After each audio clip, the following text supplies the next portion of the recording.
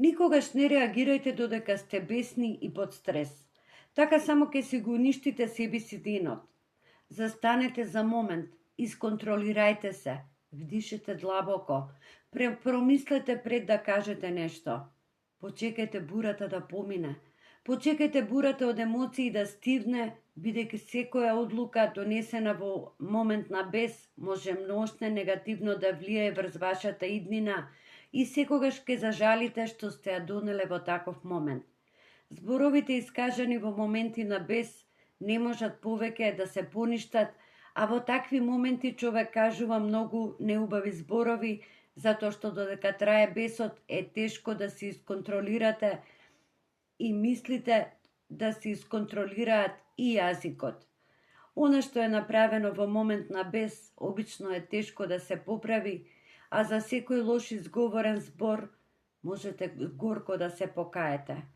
Знаете ли што е вистинска слобода? Вистинска слобода е кога можете да се контролирате себе си, своите реакции и својот живот.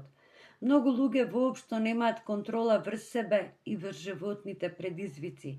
Реагираат на начин кој не е во склад со она какви сакаат да бидат. Треба да научиме да управуваме со своите тригери, затоа што тоа не само што ни овозможува да ја повратиме контролата врз нашиот живот и повеќе да уживаме во животот, а тоа и го сакаме и секако тоа ќе биде ефект и врз нашето обкружување, ќе правиме помалку грешки и ќе имаме подобри односи со другите луѓе.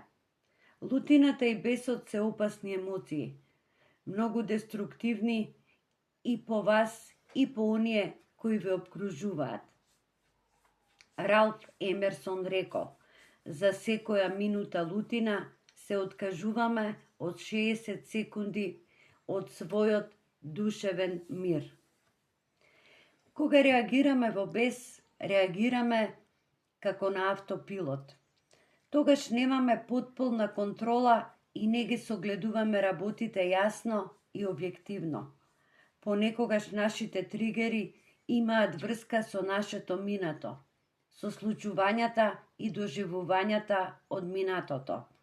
Кога реагираме од местото на страв и бес, не се чувствуваме секогаш добро во врска со работите кои ги зборуваме и правиме.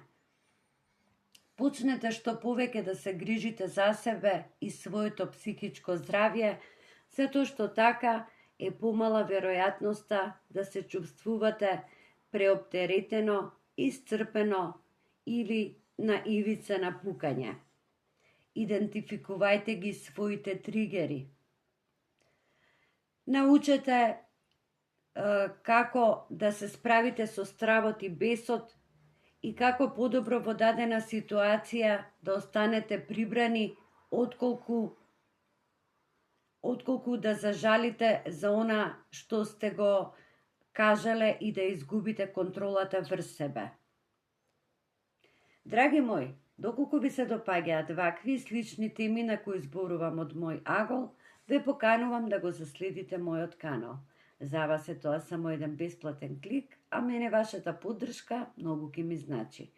Довидување до моето следно видео и ви посакувам се најдобро.